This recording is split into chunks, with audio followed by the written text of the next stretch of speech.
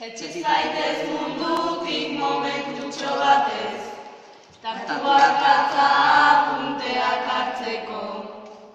Ander irakaslea txampan baten dago, azalpen ugari zor dizkigulako. Zaiguzu zer esan nahi duen hitz horrek, bestela frogan gutxi aterako dugu.